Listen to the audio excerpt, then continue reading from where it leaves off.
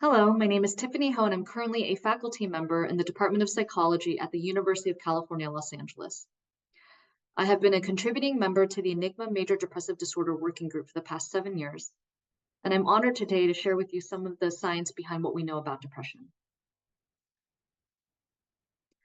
I'll begin by telling you about how major depressive disorder, or MDD, is typically defined, its presentation, prevalence, and public health impact, some of the well-known risk factors for major depressive disorder, the heterogeneity of this condition, and what that may mean for treatment.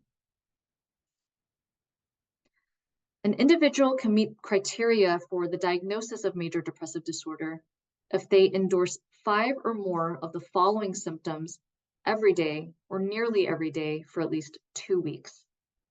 These symptoms include depressed mood, a markedly diminished interest or pleasure in activities, significant weight loss or appetite decrease, or weight gain or appetite increase, sleep problems, including insomnia or hypersomnia, psychomotor agitation or retardation, including a slowing of speech or movements, fatigue or loss of energy that can't be recovered by naps, feelings of worthlessness and excessive guilt, a diminished ability to think, concentrate, or to make decisions, and recurrent thoughts of death, suicidal ideation, and suicide attempts. Now, the first 2 symptoms on this list, depressed mood and a diminished interest or pleasure in activities, are also known as cardinal symptoms, meaning that an individual must endorse these symptoms in order to qualify for a diagnosis of major depressive disorder. It's important to note that in children and adolescents, depressed mood may often present as irritable mood, and that somatic symptoms, including headaches, stomach aches, are often more common in this age group.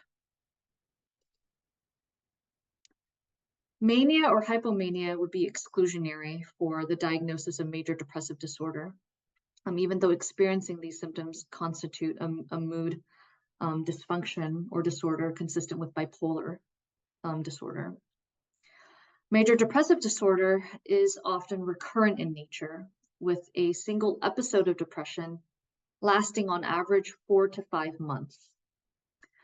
Episodes of depression must be separated by at least 2 months to be considered separable, and up to 85% of individuals, even after being treated for their depression, will experience lifetime recurrence, meaning at least 2 episodes. Depression often co-occurs with anxiety, so over half of depressed individuals will also meet diagnostic criteria for a comorbid anxiety disorder. In terms of the prevalence of depression, it is relatively common. The lifetime prevalence is around 20%, meaning that 1 in 5 people will experience depression in their lifetime. The past year prevalence is closer to 10%. This chart here indicates the proportion of people who have said that they've experienced depression or anxiety symptoms. And you can see that the rates are relatively consistent across most global regions. It's not surprising then that the public health impact of major depressive disorder is large. It is currently the leading cause of disability worldwide. In North America alone, 33 million people are affected, and that is more than coronary heart disease, diabetes, or arthritis. In terms of the financial toll, costs are around 500 billion in the United States, tabulated according to direct treatment costs, absenteeism, lost productivity, and premature deaths. Given that depression is often comorbid with a whole host of other health conditions and is associated with an increased risk of suicide, it's not surprising then that a diagnosis of major depression is also accompanied by an increased mortality rate by a factor of 2.6. Now, this graph here simply depicts that the leading cause of disability globally is depression, and that it accounts for the largest share of the world's total burden of disease at 10.3%. This is all measured by according to years lost due to disability. In terms of who is at risk for depression, we can see that the age of first onset of symptoms tends to begin during adolescence and young adulthood.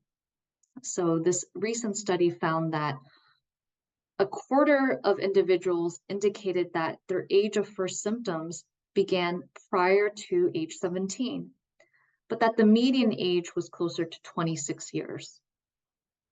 The age of first diagnosis, of course, came later. And by then, you can imagine that these symptoms may have been impairing and distressing to a point where a medical professional had to be seen. In terms of age of first diagnosis, the median age tends to be 31 years. Sex differences are also prevalent in this disorder, with females being twice as likely to experience depression, and with this sex difference occurring starting during adolescence. By age 65, we tend to see this imbalance no longer being present. Here is simply data from the United States demonstrating that females, depicted here in orange, have higher rates of depression compared to males, depicted here in green, and that this sex difference is consistent and robust across ages, beginning at adolescence but ending by age 55 to 64. In terms of racial and ethnic differences, current cross-cultural data do not suggest racial and ethnic differences per se, and as we saw in that earlier chart, across nations, we are seeing consistent rates of depression being endorsed. However, when examining race and ethnicity as factors within a single country, we see that it appears that minoritized groups may be at higher risk for experiencing major depressive disorder, possibly due to sources of stress and adversity and disparities in health access.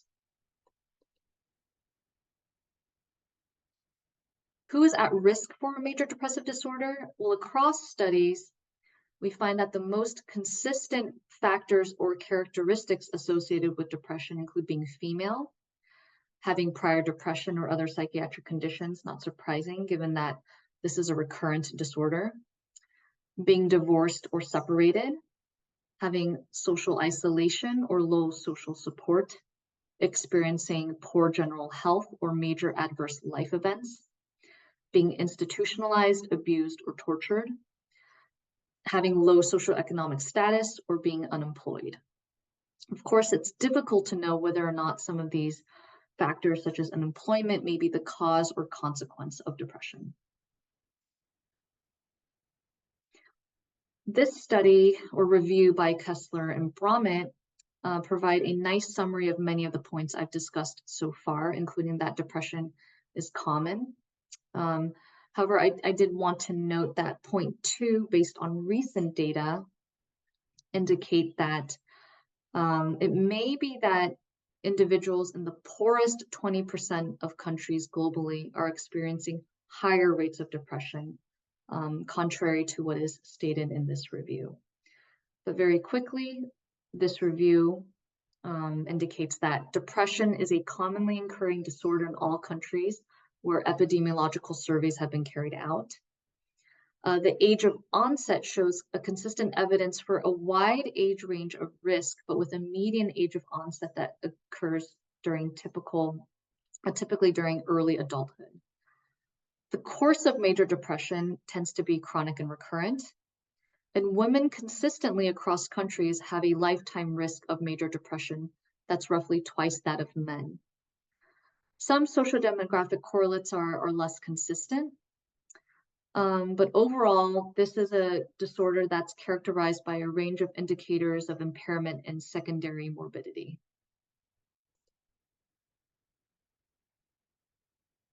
As you can see, major depressive disorder is characterized by a range of symptoms, but what we haven't really discussed yet so far is how heterogeneous this disorder really is.